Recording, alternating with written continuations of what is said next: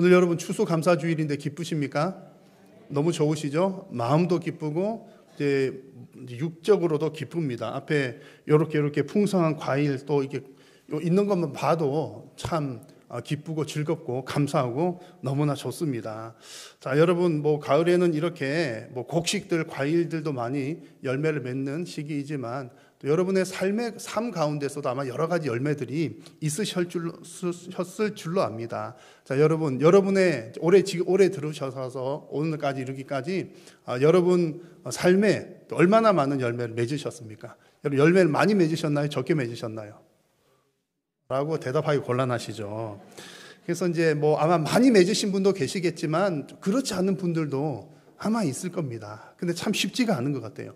누구든지 이제 새해 처음 시작할 때 올해는 정말 풍성한 열매를 맺는 한 해가 되고 싶어. 다 그런 소원을 가지고 시작을 했을 겁니다. 또 어떤 새로운 일을 시작할 때도 마찬가지죠. 이번에 이 일은 정말 열매를 많이 맺는 좀 잘 되는 일이 되면 좋겠다. 그런 소망들을 가지고 시작을 합니다. 근데 시작을 하지만 지나다 보면 쉽지가 않습니다. 때로는 가뭄이 오기도 하고요. 때로는 태풍이 몰아쳐서 막 수고로에 쌓아놓았던 것들이 한순간에 무너지거나 또 어려움을 당하는 일들도 종종 있습니다. 여러분의 인생에서는 가뭄이나 태풍이 있으셨습니까? 만약 우리 인생에서 어떤 태풍과 같은 일, 가뭄과 같은 일을 만난다면 여러분 그것은 누구 책임입니까? 어쨌든 내 책임은 아니잖아요. 그러면 누가 손해를 봅니까? 손해는 누가 봐요? 내가 보잖아요. 내 책임도 아닌데 열심히 했는데 이게 뭐야? 왜 이렇게 안 되는 거야? 그러다 보면 어떤 마음이 생깁니까? 원망하고 불편하고 어려운 마음, 그런 아마 마음들이 여러 가지 생길 것입니다. 그래서 여러분 우리가 열매를 맺는 것에 대해서 내가 어떤 얼마만큼 내가 열매를 많이 받았나 이런 차원에서 생각을 하다 보면 많이 받을 때는 참 좋기도 하지만 적게 받거나 어려움이 있을 때는 그 마음이 참 불편하기 짝이 없습니다.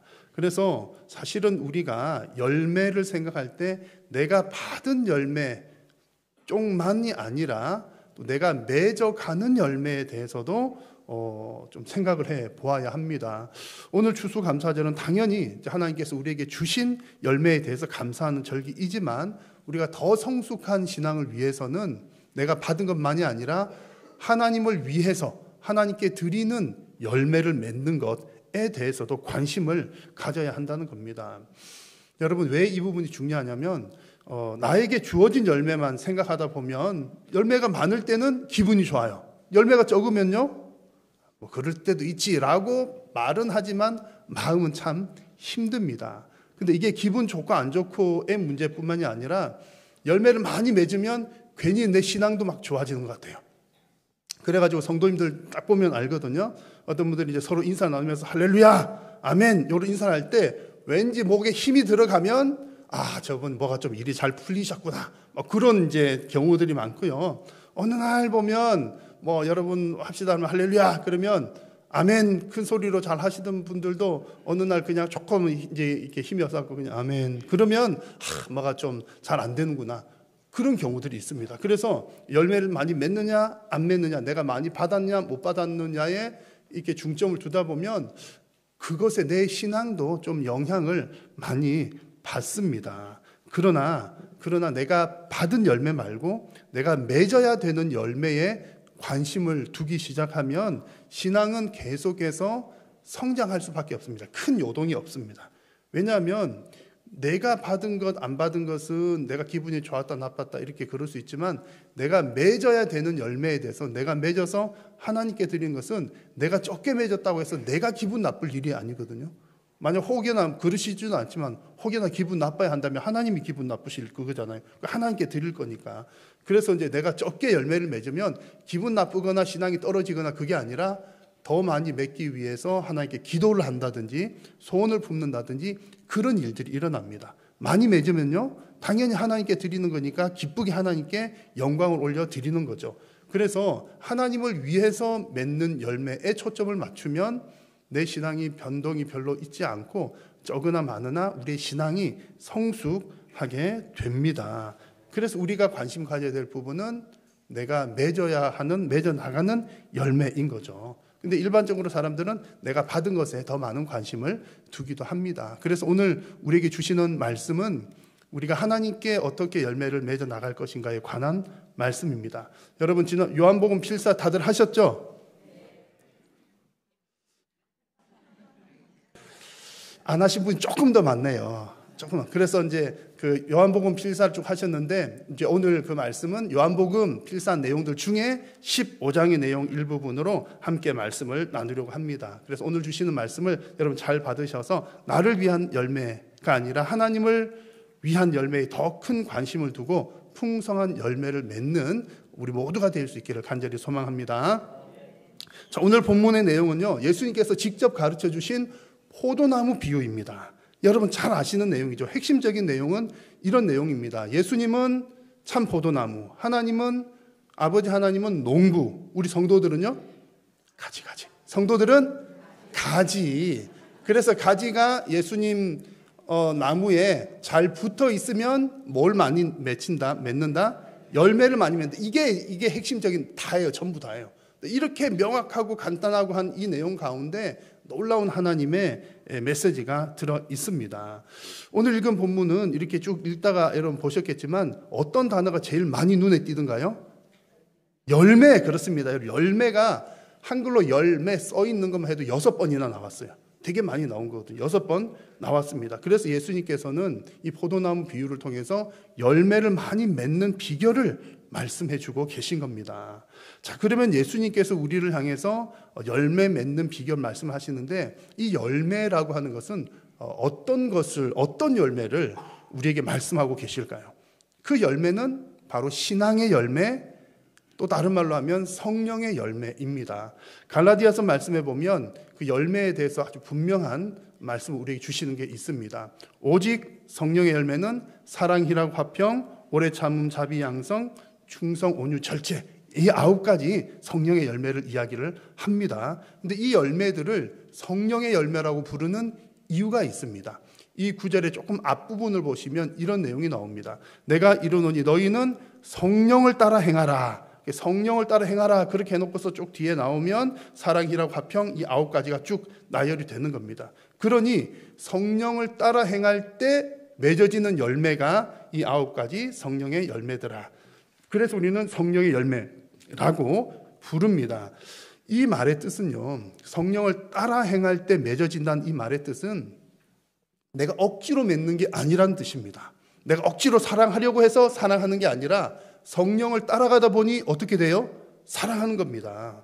내가 아무개를, 여러분 집사님, 권사님 아무개를 내가 막 사실 별로 안 사랑하는데 사랑하라고 하니까 억지로 사랑해야지 뭐 그렇게 하는 게 아니라 성령을 따라가다 보니까, 성령께 도움을 구하다 보니까 사랑하는 마음이 막 생겨나는 겁니다.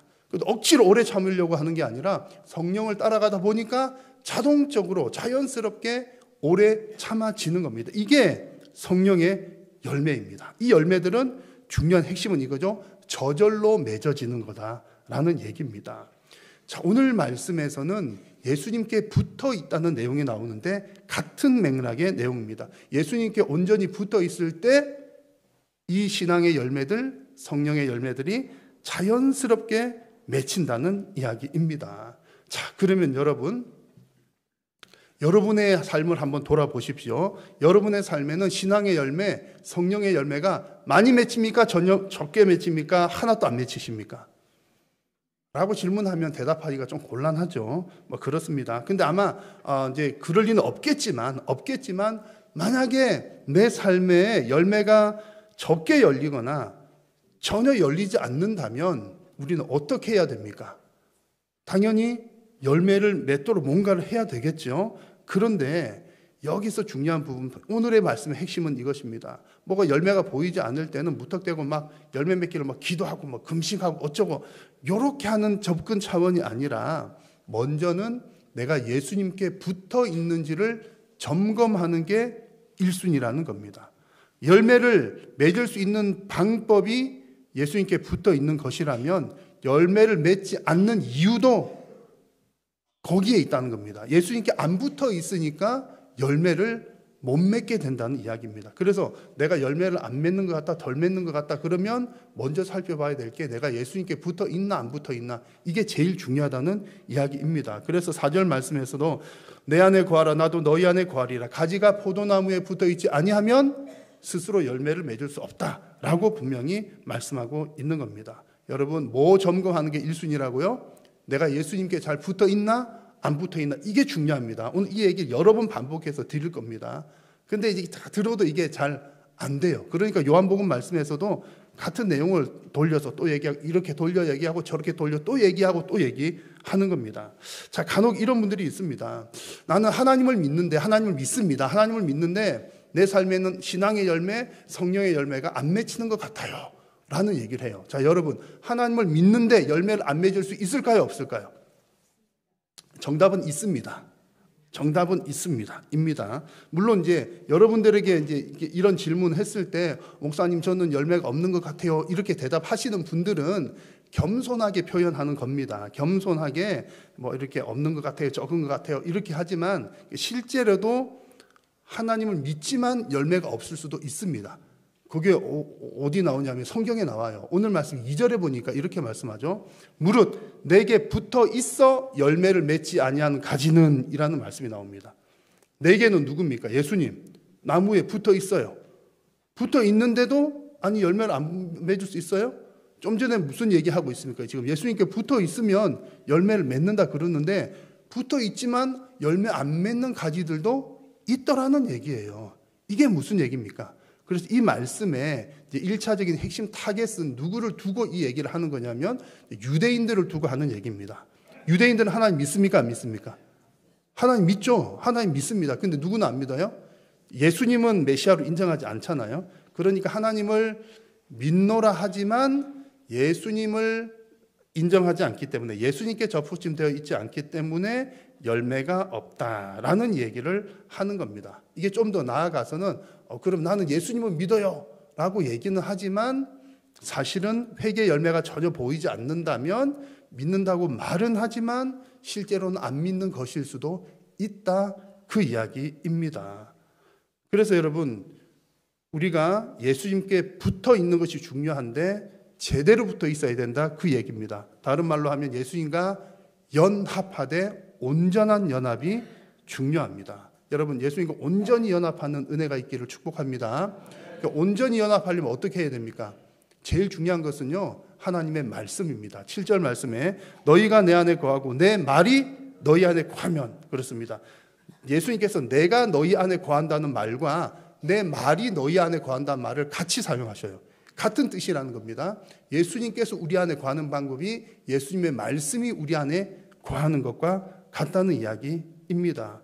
그래서 여러분, 우리가 이제 이렇게 온전히 연합을 할 때 열매를 맺게 되는데, 만약에 우리의 삶 가운데 이제 열매가 보이지 않는다면 우리가 이와 같은 온전한 연합을 이루고 있는지를 먼저 살펴보아야 한다는 겁니다. 그래서 내가 온전히 연합을 이루고 있느냐의 중요한 핵심은 그 예수님의 말씀, 하나님의 말씀이 내 속에 있는가. 그래서 이제 뭐 유대인이라든지 예수님을 부인하는 유대인이라든지 또 뭐 믿노라 하지만 열매를 맺지 않는 그런 사람들은 하나님의 말씀이, 내가 말로는 믿습니다 하지만 하나님 말씀이 없이 내 생각과 내 자의적으로 믿는 믿음이기 때문에 열매가 없는 것입니다. 여러분, 진리의 말씀으로 예수님과 온전히 연합하게 되시기를 간절히 소망합니다. 자, 그러면 우리가 예수님께 온전히 붙어 있지 못하면 그 결과가 무엇입니까? 오늘 말씀에는 온전히 붙어 있지 못할 때에 있는 결과를 좀 무서운 얘기를 합니다. 6절 말씀을 같이 한번 읽어볼까요? 사람이 내 안에 거하지 아니하면 가지처럼 밖에 버려져 마르나니 사람들이 그것을 모아다가 불에 던져 사르느니라. 아멘. 열매를 맺지 않는 그 가지는 어떻게 된다고요? 잘려져가지고 버려져가지고 말라가지고 사람들이 그것을 주워다가 뭐 그때는 이제 불을 막 이렇게 나무로 장작불을 떼니까 불쏘시개 정도로 사용한다, 이런 얘기입니다. 좀 무서운 얘기죠. 사실 무서운 얘기입니다. 그런데 이 말씀을 여러분 잘 이해를 하셔야 됩니다. 자, 이 말씀을 자칫 잘못 이해하면 하나님이 무서운 분이야. 무서운 측면도 있죠. 근데 어떻게 오해를 하냐면 하나님 무서운 분이야. 내가 성과를 내지 못하면 하나님한테 잘리나 봐. 우리는 열매 그러면 어떤 성과라고 하는 말과 동일시하는 경향이 좀 있습니다. 우리 사는 환경이 그렇잖아요. 막 경쟁하고 뭔가 성과를 내야 되는 그런 세상에 살다 보니까 하나님도 그런 분인가? 내가 열매 많이 못 맺으면 하나님 그냥 나를 가차없이 잘라버리신다는 얘기인가? 여러분 이게 좀 비슷한 듯 하지만 그 방향이 좀 다릅니다. 여러분 하나님은 너가 성과 못 냈다고 잘라버린다 이런 의미가 아닙니다. 그럼 무슨 뜻이냐면 자 여러분 그 가지가 나무 몸체에 붙어 있지 않으면 어떻게 됩니까? 영양분을 흡수할 수가 없습니다. 그러니 마를 수밖에 없는 거죠. 나무가 가지가 나무에 제대로 붙어 있지 않으면 영양분이며 수분이며 흡수가 안 되니까 마를 수밖에 없는 거고요.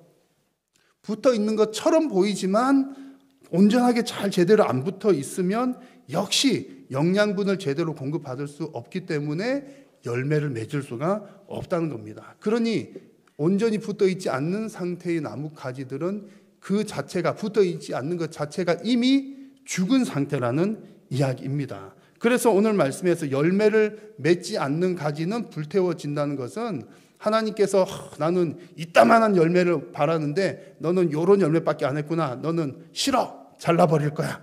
하나님은 열매 100개를 원했는데 너가 열매 50개밖에 안 맺었구나. 넌 안 돼. 쯧쯧쯧. 당도가 떨어지는구나. 너도 안 돼. 요렇게 하나님께서 막 그냥 마음에 안 드는 가지를 잘라버린다는 뜻이 아닙니다.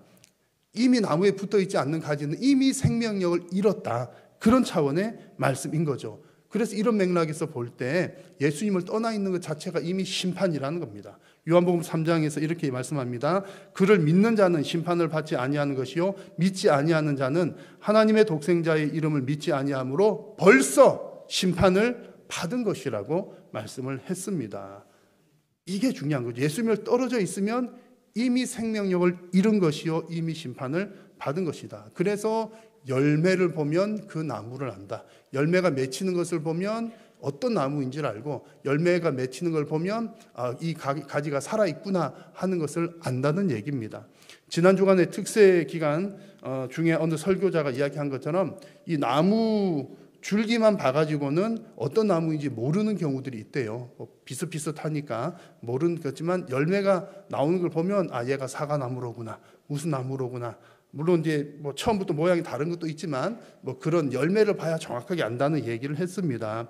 그 열매가 그만큼 중요하다는 거죠. 그 나무의 정체성을 보여준다는 겁니다. 성도들도 마찬가지죠. 신앙의 열매, 성령의 열매를 맺느냐, 못 맺느냐를 보면 예수님께 제대로 붙어 있느냐, 아니냐를 알 수 있다는 얘기입니다. 그래서 하나님께서는요, 성도를 향해서 너희들 열심히 해서 열매를 많이 맺어라. 이렇게 말씀하시는 게 아니고요. 하나님께서 성도들에게 요구하시는 것은 너희들이 참 포도나무인 예수님에게 잘 붙어 있어라. 이 말씀을 하고 계십니다. 여러분 다시 한번 강조해서 말씀드립니다. 하나님께서 열매 맺지 않는 가지를 잘라버리신다는 이 말씀은 이렇게 성과가 없다고 해서 잘라버린다. 너는 봉사 점수가 낮아. 너는 뭘 적게 했어.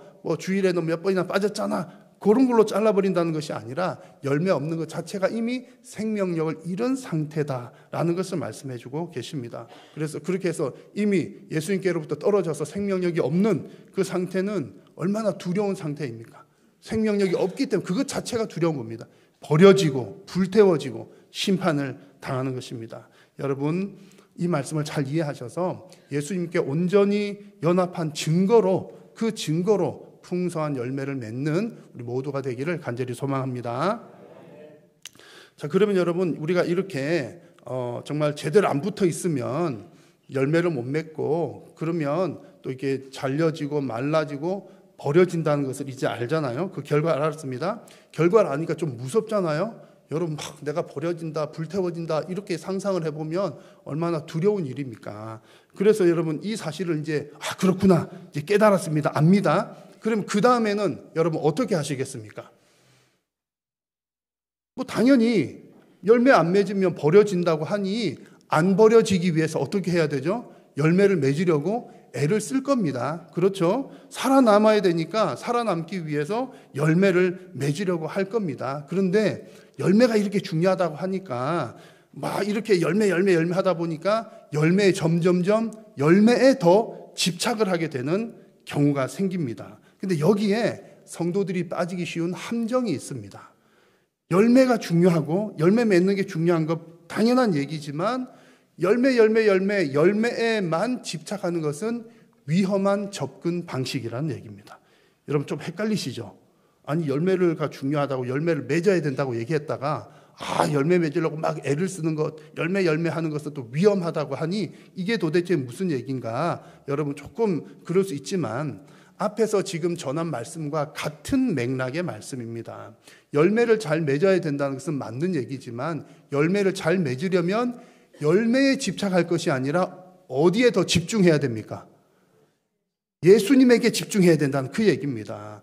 열매 잘 맺으려고 열매만 쫓아갈 게 아니라 내가 예수님께 잘 붙어 있나, 온전히 연합되어 있나, 여기에 집중하면 열매는 어떻게 맺힌다고요? 자연스럽게 자동으로 맺힌다는 이야기입니다. 근데 이제 요것을 너무 이제 쉬운 얘기잖아요. 쉬운 얘기인데 우리 자꾸 잊어버려요. 그래 진짜 실제로 뭐 저도 그러기도 하고 성도님들 보면 예수님께 잘 붙어 있나 연합되어 있나 여기 집중하기보다는 열매 어디 있어 거기 쫓아가다가 엉뚱한 방향으로 가는 경우들이 꽤 있습니다.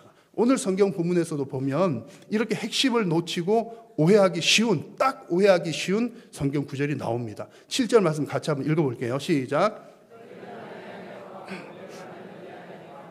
무엇이든지 원하는 대로 구하라. 그리하면 이루리라. 아멘. 아멘이십니까? 여러분 원하는 대로 구하십시오. 무엇이든지 다 이루어질 것입니다.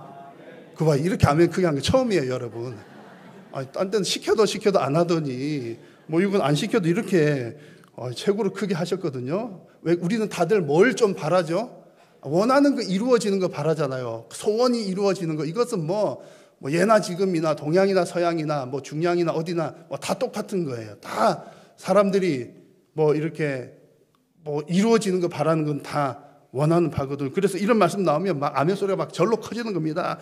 무엇이든지 원하는 대로 구하라. 이루어지리라. 그러면 뭐 이게 졸다가도 아멘 하시고 막 그런 거예요. 근데 여러분 예수님께서 이 말씀하신 이유가 뭐겠습니까? 어떤 의도로 이 말씀하셨을까요? 이거 잘 이해를 해야 되는 겁니다. 예수님께서 이 말씀하신 게 이제 여러분들이 막 슈퍼맨처럼 돼가지고 진짜 뭐 하고 싶은 일 다 이루어내는 그런 능력 있는 사람이 되라고 이런 말씀을 하셨을까요? 아니라는 얘기예요. 막 무엇이든지 원하는 대로 구하면 이루어진다. 그러면 막 은혜가 되고 뭐 이렇게 되는 것처럼 보이지만 예수님께서 원하셨던 것은 그게 아닙니다. 자, 이 말씀에서 우리는 어디에 초점이 가냐면 이루리라. 그죠? 원하는 거 이루기를 바라니까 마지막 부분 나오는 이루리라. 여기에 우리의 관심이 자꾸 집중이 되지만 의미상 볼 때 예수님께서 하신 말씀의 중요한 핵심은 어디에 있냐면 거하고라는 말에 있습니다. 거한다. 너희가 내 안에 거하고 내 말이 너희 안에 거하면, 이게 거한다는 말이 앞에서 말씀드렸잖아요. 말씀드린 표현을 하면 어떤 뜻입니까? 예수님과 뭐 하면? 연합하면. 그것도 그냥 살짝 연합이 아니라 온전히 연합하면 그 얘기입니다. 그래서 예수님께서 이 말씀하신 것의 핵심은요, 너와 내가 온전히 연합되어 있냐, 그것을 말씀하고 계시는 겁니다. 여러분, 우리가 누군가가 저나 여러분들이 예수님과 온전히 연합이 되어 있으면 하나님께 뭘 구하시겠습니까? 1번 내 뜻을 구한다, 2번 하나님의 뜻을 구한다. 그 정답은 다 알고 계시잖아요. 우리가 예수님과 온전히 연합되어 있으면 당연히 내 뜻보다 하나님의 뜻을 먼저 구합니다. 하나님의 뜻을 구하면 하나님께 응답해 주십니까? 안 해주십니까? 100% 1000% 응답이죠. 진짜 이 말씀 그대로 원하는 대로 구하라, 다 이루리라, 그 말이 딱 맞는 얘기입니다. 중요한 것은 어떤 경우에 원하는 대로 다 이루어져요? 예수님 안에 거할 때, 온전한 연합이 이루어질 때, 하나님의 뜻대로 구할 때입니다. 그래서 이 말의 뜻은 막 무조건 잘 될 테니까 뭐 기도하면 돼, 뭐 이렇게 한 믿음 가지면 돼, 다 이루어질 거야, 그 말씀이 아니라는 얘기입니다. 여러분, 열매가 중요합니다. 열매가 중요하지만 열매는 연합의 결과물에 불과합니다. 예수님과 연합되었을 때 자동적으로 맺히는 게 열매인 겁니다. 억지로 맺히는 게 아닙니다. 그래서 하나님께서는 우리 성도들이 열매 그것을 바라는 것이 아니라 연합을 바라고 계신다는 사실을 여러분 확실하게 깨닫기를 간절히 소망합니다. 이런 과정을 통해서 열매를 맺으면요, 이렇게 해서 자동적으로 맺히는 열매는 하나님께 영광이 됩니다. 하나님께 영광이 되고 우리들에게는 기쁨이 되고요, 또한 우리의 신앙을 성숙하게 합니다. 8절 말씀을 한번 같이 읽어보겠습니다. 너희가 열매를 많이 맺으면 내 아버지께서 영광을 받으실 것이요 너희는 내 제자가 되리라. 아멘. 이 구절은 이 열매의 목적을 분명하게 밝혀주고 있습니다. 열매를 맺는 것의 목적은 1번이 하나님을 영광스럽게 하는 것, 그 다음에 우리의 신앙이 성숙하는 것, 또 저 뒤에 마지막 부분에서는 우리에게 더 기쁨이 되는 부분도 있습니다. 그래서 우리는 이 말씀을 보면서 열매를 생각할 때 내 위주로 생각하지 말자. 우리는 자꾸 열매 그러면 내가 받은 것 하나님께서 주신 것 이런 부분에만 집중을 합니다. 물론 이제 주신 것에 대해서 감사는 해야 됩니다. 특히 오늘 추수감사절 같은 감사절에는 여러분 이제 그 하나님께 받은 게 많은데 하나님께 감사 안 하는 사람들은 전문적인 용어로 뭐라고 한댔죠? 몇 번 얘기했습니다. 이거 꼭 기억하셔야 돼요. 전문적인 용어. 하나님께 받은 게 많은데 하나님께 감사 안 하는 사람은 먹튀하는 사람, 먹고 튀는 사람. 그러니까 절대로 우리가 하나님 앞에서 먹튀하면 안 되는 거예요. 그래서 이제 받은 것에 대한 감사는 반드시 할 일입니다. 하지만 우리가 더 성숙하려면 받은 것만 감사하고 거기서 그치는 것이 아니라 주신 열매뿐만 아니라 내가 드려야 할 열매에 대해서도 늘 관심을 가지면서 하나님 앞에 무엇을 드릴까, 또 열매를 맺어서 이웃들에게 무엇을 나눌까에 관심을 가지는 겁니다. 사도행전 말씀에 보니까 이런 말씀이 나와요. 또 주 예수께서 친히 말씀하신 바 주는 것이 받는 것보다 복이 있다 하심을 기억하여야 할지니라. 받는 것도 분명히 복 있는 거예요. 그러나 주는 것이 더 큰 복인 줄로 믿습니다. 그래서 우리 교회가 한 몇 년 전부터 추수감사절 이렇게 하면서 무슨 열매 맺자고 막 해요. 말씀의 열매, 기도의 열매, 찬양의 열매 막 하잖아요. 그럼 사실은 우리가 이거 했다고 우리가 상 받을 일은 아닌데, 상 받을 일은 아니지만 또 우리가 이제 또 연약한 우리 인생들이니까 또 격려 차원에서 또 상품 받으면 또 사실 기분 좋기는 좋잖아요. 그래서 막 이렇게 하긴 하지만 근본 목적은 뭐다? 말씀의 열매, 기도의 열매, 찬양의 열매를 통해서 하나님께 영광 올려드리는 겁니다. 그리고 이 과정을 통해서 우리의 신앙이 성숙하는 거예요. 여러분 요한복음 필사하시면서 여러분 얼마나 신앙이 많이 성숙하셨습니까? 필사하시는 하는 것 자체가 여러분 아까 말씀드린 건 뭐예요? 우리 예수님과 연합하는 것에 가장 중요한 것은 말씀. 내가 말씀을 읽거나 듣거나 필사를 하는 것 자체가 예수님께서 내 속에 들어오는 행위입니다. 그런데 소문에 듣자 하니 이렇게 이제 은혜로운 필사를 하시다가 성질을 부리시는 분들이 있다고 제가 직접 하여튼 봤다고 말하면 곤란하니까 하여튼 이제 그렇습니다. 팔이 아프고 막 그러잖아요. 이게 또 이제 써야 되겠는데 오늘 왜 이렇게 많아? 이렇게 고생하셨죠. 기니까 막 그렇죠. 그러나 이제 이건 웃자고 하는 얘기고, 말씀을 필사하고 쓰고 들으면서 말씀이 내 속에 거하는 거예요. 그 얼마나 큰 은혜입니까? 그리고 그 과정을 통해서 우리가 얼마나 성숙합니까? 기도를 통해서도 마찬가지예요. 새벽기도, 특별 새벽기도 힘들지만 하나님과 제일 첫 시간을 하나님께 드리는, 교제하는 너무나 중요한 시간을 가졌습니다. 또 찬양을 통해서도 오늘 오후 찬양, 이웃들과 함께하는 그런 시간을 통해서도 하나님께 영광을 올려드리는 거죠. 이런 시간들이 하나님께는 영광이요 우리의 신앙을 더욱더 견고하게 하는 은혜의 시간들입니다. 올해도 이렇게 추수감사절을 보내지만 여러분 그냥 우리가 이렇게 말씀, 기도, 찬양하는 시간들을 그냥 이번에 한 번 하고 끝내는 게 아닌 거예요. 그렇죠? 이런 일들은 이제 오늘 지나시면 새벽기도 그렇더라고요. 특세 끝나고 나면 계속 더 많이 나오실 줄로 저는 기대하지만 이제 힘들었으니까 좀 며칠 다들 쉬시더라고요. 그래서 이제 좀 그런데 그럴 수도 있죠. 근데 이게 끝이 아니다. 끝났다. 끝났구나. 이제 좀 쉬자. 이게 아니라 이렇게 해서 한번 불을 붙였으니까 계속 지속해 나가는 게 아주 중요합니다. 그래서 오늘 추수감사절 예배드리는 여러분 모두에게 정말 우리가 이와 같이 하나님을 기쁘시게 하는 열매, 또 하나님을 위한 열매들을 풍성하게 맺어가시는 그런 은혜가 있으시기를 주의 이름으로 축복합니다. 기도하겠습니다. 살아계신 여호와 하나님, 은혜를 감사합니다. 오늘 우리에게 주신 참으로 귀하고 복된 추수감사 주일에 우리 하나님의 말씀을 듣게 하시고 결단케 하여 주심을 감사합니다. 사랑하는 성도님들이 이 신앙의 열매를 풍성하게 맺어갈 수 있도록 은혜도 하여 주시옵소서. 예수님의 이름으로 기도드립니다.